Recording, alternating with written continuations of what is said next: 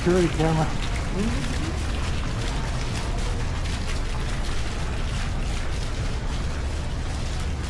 Hey, it's shady here.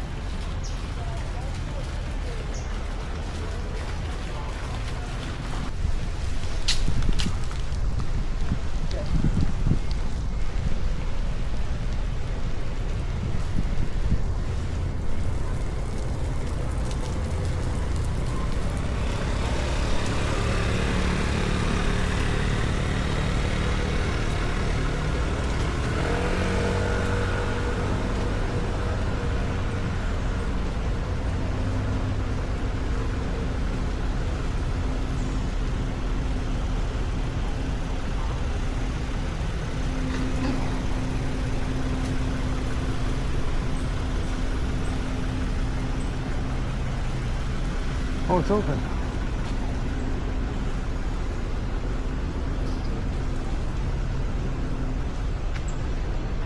It's pretty through here.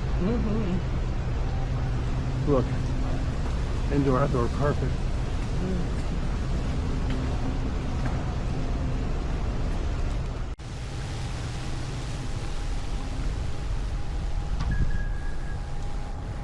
Not exit.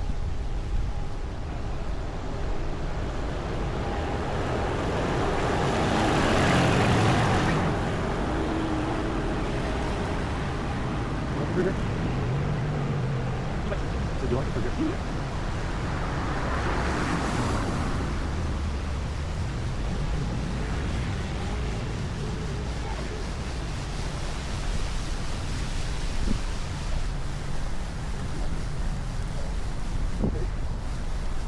Get up there. Okay. What's that in the machine? No, we can't. Yes, we can. There's a walking gate.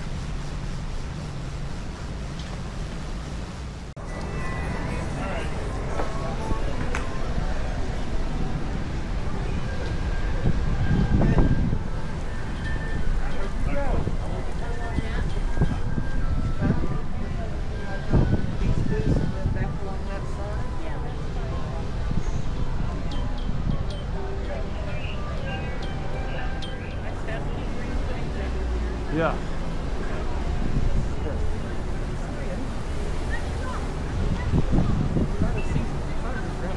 What a terrible amateur.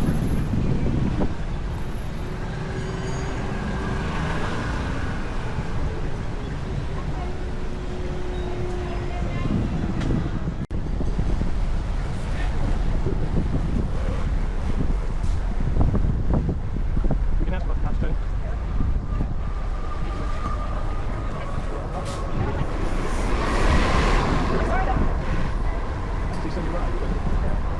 I'm not trying to go cheap on you.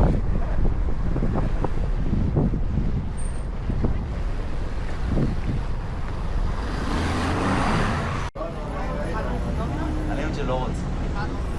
לא יודע, לא יודע. זה אומר שיש גם בוויספד.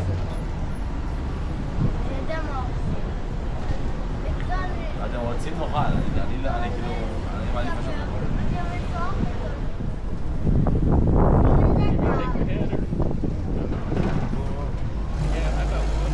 This big red and yellow brick building to my right over here was built in 1891 as a bank for Cuban cigar makers. They were making a lot of money. They didn't trust American bankers, so they built their own bank. That big balcony hanging off the side up there, that's solid mahogany. It took one man 7 years to carve that. It was so heavy that it took a team of 20 oxen to raise that into place. This is the lower end of Duval Street. This is Party Central Bar after bar. The most famous bar is Sloppy Joe's. That's where Ernest Hemingway would hang out with the owner, Sloppy Joe Russell.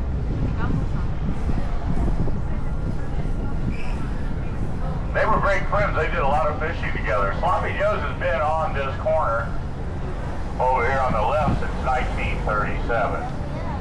Well, from 1933 to 1937, it was over here to the right in that yellow building that says Captain Tony. One night in 1937, the landlord went up to Joe Russell and said, I'm raising your rent $1 a week.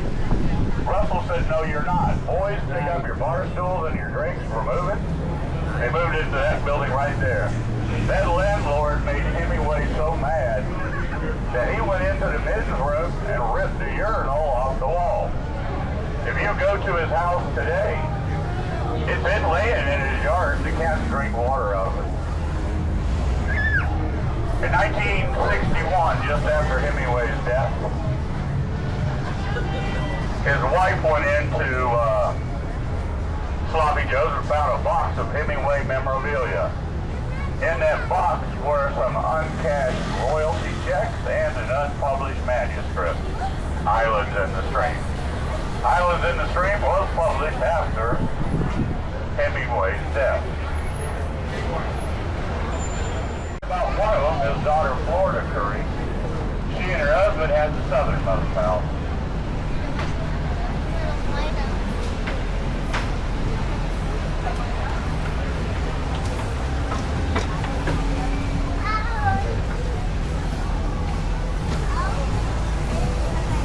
The next house we're going to talk about is this Hard Rock Cafe to my left over here. That was originally William's son Robert's house. William had another daughter named Eleanor who lived next door to Robert in that red brick mansion right there. This house on my right over here, that's the oldest house in Key West. It was built in 1829 for Captain Francis Watlington, his wife, and 9 daughters.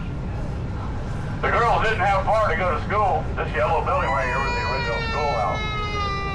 It burned down in the fire of 1886.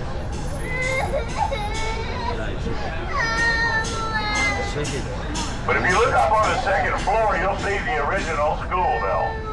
They took it out of the ashes of the fire when the building was rebuilt. They hung it back up. This white architecture, it's called Rococo architecture, and it's rarely seen outside of Havana.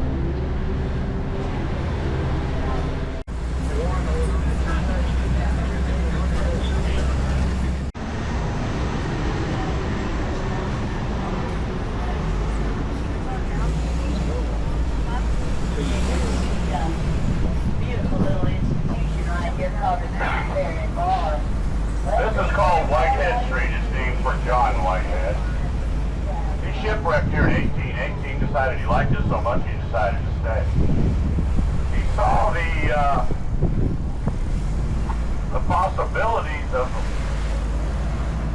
the economics of having a deep water port here, which is, we have one of the few ones in South Florida. He ended up buying 1/4 of the island from John Simonson. We're at the end of US 1. The other end of US 1 is at Fort Kent, Maine on the Canadian border. And you see that mile marker 0 sign there? That is the most photographed and most stolen sign on this island. I have one just like it at home. I'm not going to admit I stole it, but it took a 9/16 socket to get it off of there.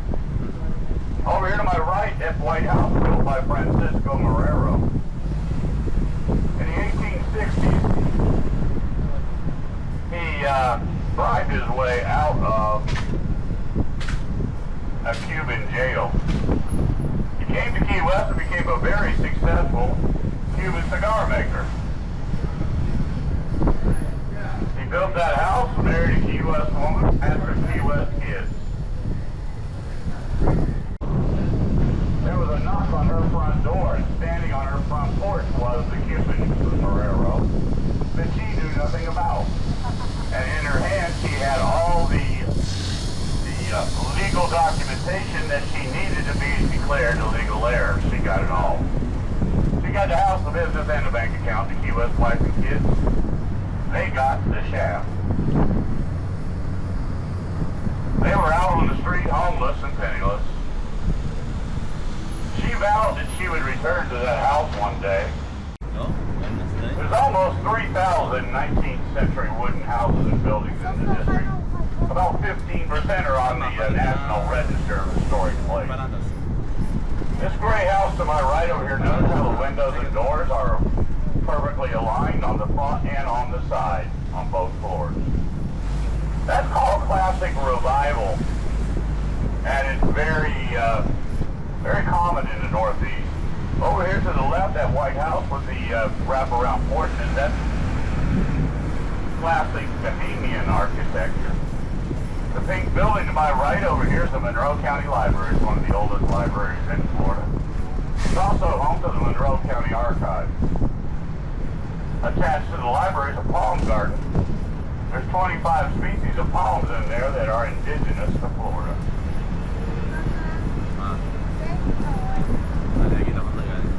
This second house on the left over here, I want you to look at the roof on the house. A lot of them moved to Louisiana, and a lot of them moved to the next island up, Stockenhouse.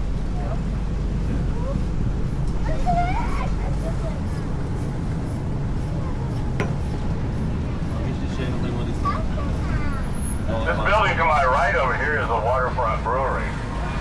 They brew 7 different types of beer in there, but I want you to pay attention to the mural that's painted on the wall. That mural is painted by a world-famous marine artist. His name is Wyland. He has painted over 100 of his whaling walls all over the world. That one's number 62. Over here to my right, you'll see the last remaining shrimp boat in our historic seaport, the Miss Key West.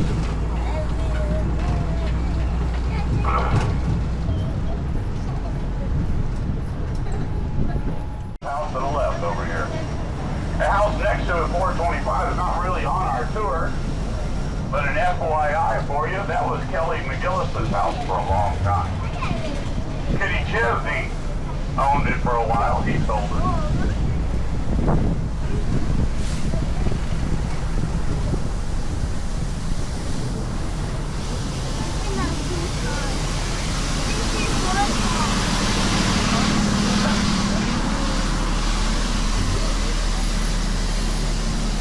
White building to my left right here. That was the birthplace of Pan Am Airways.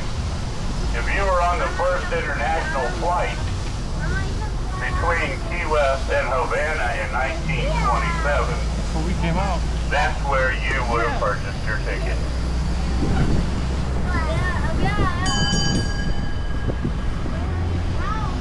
This big concrete cylinder to my left over here, that was the Navy's rainwater cistern. Today we use it to store margarita mix for big events. This white house to my right over here is the John J. Audubon house. He came down here to paint the birds of the Florida Keys.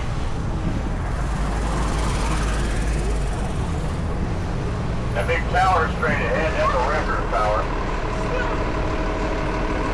Record would stand on those towers and look out over the waters of Key West to see if any ships had stranded on our reef out there, and they could go out there south.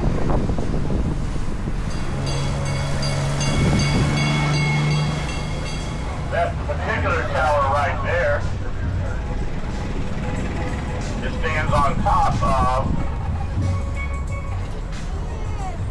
the Key West Shipwreck Treasure Museum. A pretty interesting place. They've got a lot of treasure and artifacts from wrecks that are in the waters around the Florida Keys. This tan building to my left over here is called Building 1.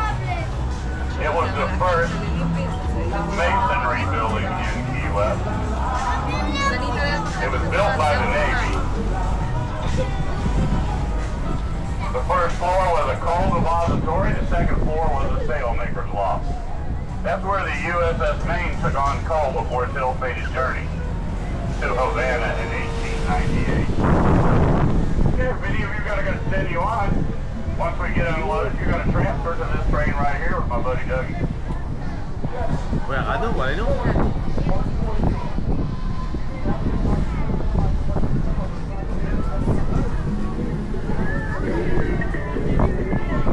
Straight ahead is Mallory Square. That's where we do the sunset celebration every night.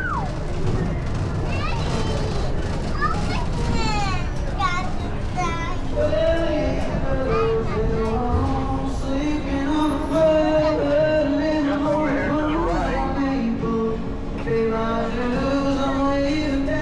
Key West Sculpture Garden.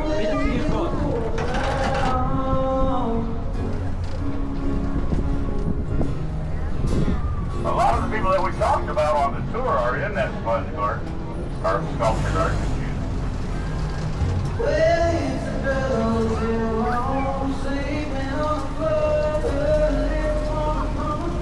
And I want to thank you very much for choosing the world-famous Tom Tour Train.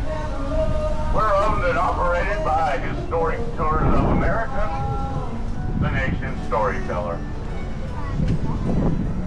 Okay, it is safe for you to get off. If anybody has any questions, I'll be happy to answer them. Again, we're going to continue on. This aquarium was built here in 1935. On the right, a very large red brick building. This was the customs house where shipwrecking cases were heard. And in 1898, there was an investigation here to check out the sinking of the U.S. Maine in Havana Harbor. The investigation led to the beginning of the Spanish-American War. On the right of the steps, just past the cannons, looking at the Mel Fisher's Maritime Museum.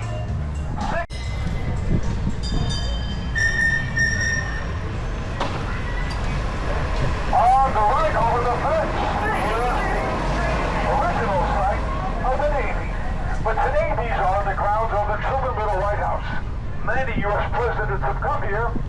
President Harry S. Truman, he came to Key West 11 times. Take note of the large green gates on the right side. These are the presidential gates. They were built here in 1906, but were first opened up 1912 for President Howard Taft.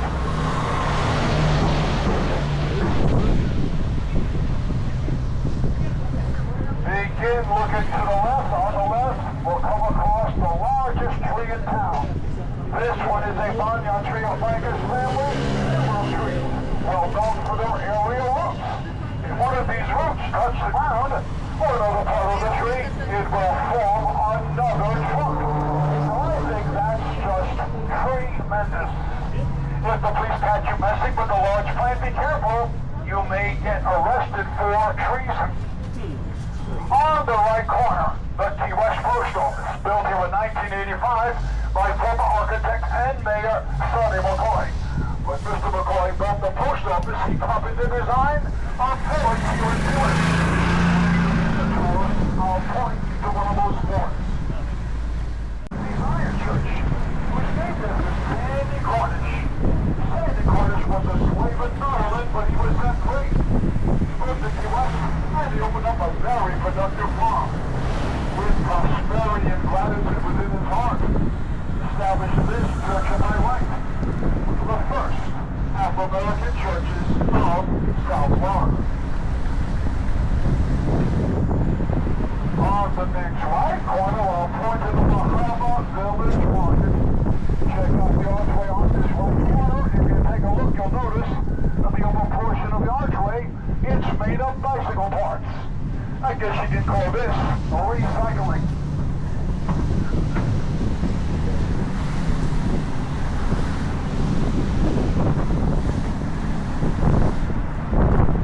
Look to the left, we're coming across the grounds of the Hemingway home. Well-known author Ernest Hemingway arrived here in 1931 with his dear wife Pauline. While he was here, he wrote several novels and short stories. He lived here from 1931 until 1939 when he did decide to move to Cuba.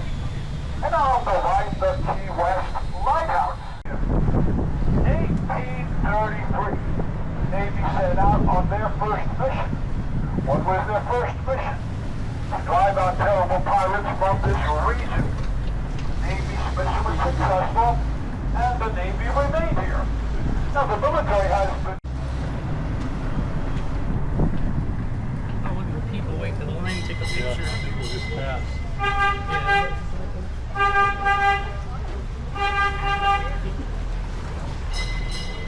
People in the way. Just a picture of it.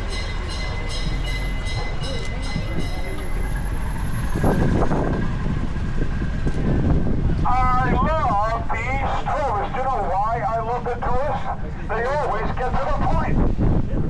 Alright, maybe you're hoping and praying I'll get to the point. That's what I'll do. So take a good look at the right corner. Here is the southernmost house. Built on this right corner in 1896.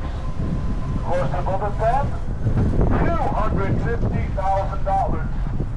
House is worth well over $6 million today. It is a Queen Anne style architectural home. Then on the left corner, a home originally lived in by Eduardo Gatto, the prosperous cigar maker who lived here during the 1800s. Here I'll make a left turn on to Duval Street. Duval Street is the main street of Key West. If you walk the entire length of Duval Street, congratulations. You've done what the locals call the Duval Crawl. It'll take you about 30 minutes.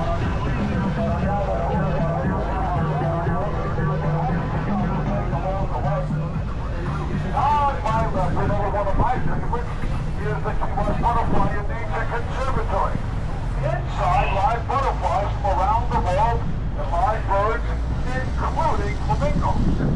It's a great place to be refreshed. During the 1800s in this area, there were many cigar factories. Most of the factory workers were is La Tida. Excuse my poor Spanish. La Tida is an abbreviated phrase in Spanish. La Teresa de Martin. Take on the Freedom Fighter I mentioned. He would often appear on the balcony of that building, calling upon the crowds to join his fight for freedom. Folks, on the tour, you may want to be alert for celebrities, especially here on the Wall Street. The other day on this road, I met Joe Namath, former football player from the New York Jets. His father spent $25,000 on his son's education, but he only got a quarterback. Well, if you didn't like that one, I have good news. We are approaching our first stop. This first stop will be Stop Me Like a Boy. It is what we call the Duval Station. Truman Avenue and Duval Street. Not too far from the Hemingway House, Lighthouse, Butterfly Conservatory, and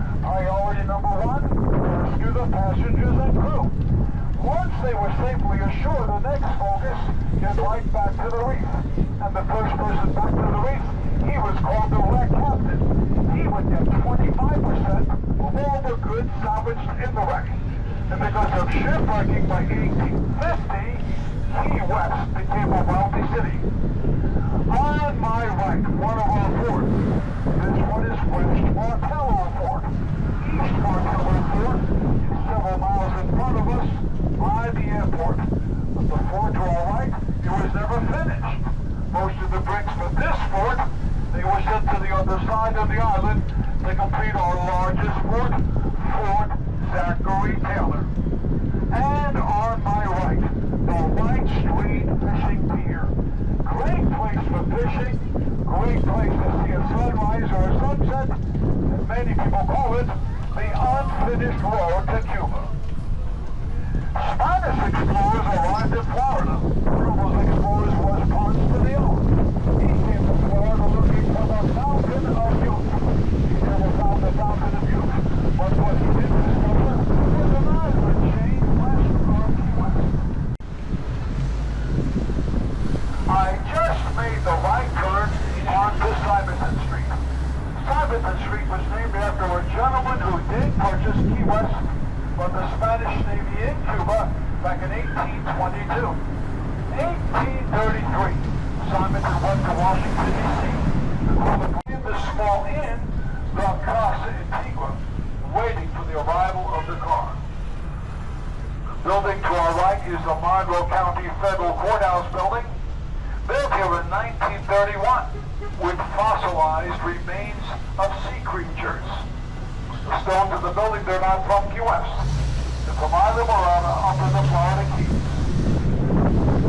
We are getting close to our next stop. Our next stop will be stopped to see like it's at on 10-minute break for the restroom, the gift shop, and the snack shop. But two more things I'd like you to see before we do arrive. Take a look at the brick building on the right. During the 1800s, this is where Mr. William Curry and his family set up a tobacco warehouse. He imported tobacco from Cuba and other places that worked well with the cigar makers. Today, the brick building on the right, today this is the Hemingway Rum Distillery. In 1903, Coca-Cola moved to Key West. And on this block, set up their own bottling court. But like everyone else in the early days, they were at the mercy of rainfall. If it didn't rain, they could not fill their cisterns with water. If that was the problem, what did they do? Well, they hoped and prayed for the rain. So they could bottle one more bottle of Coke. Yellow and green building on our right. This is where Coca-Cola began here in Key West. We're right around the corner from our next stop. Our next stop will be stopped to see like a cat. Our 10-minute break for the restrooms, the gift shop, and the snack shop. But after our 10-minute break here, we'll still have 20 minutes left to finish the tour. From stop C, we'll move to stop D like a dog. Stop D will be the Flagler Station, seaport area, and by our museum, Sales to Rails. Again, to remind you, Sales to Rails Museum is all about Henry Flagler's Railway. You're free to see that museum because you're our guest. Then from stop D, we'll end the tour in Mallory Square. Again, for your safety, wait until I give you okay before you leave the train. This is tour guide and engineer Doug. This is train 109. This will be a 10-minute break. I'll call you back in about 8 minutes to finish the tour with me if that is your decision. To my right, inside this yellow building, you'll find restrooms, a gift shop, and a snack shop. Again, I remind you, this will be a 10-minute break. All right, everyone, it is safe to leave the train. Enjoy your break. A 10-minute break.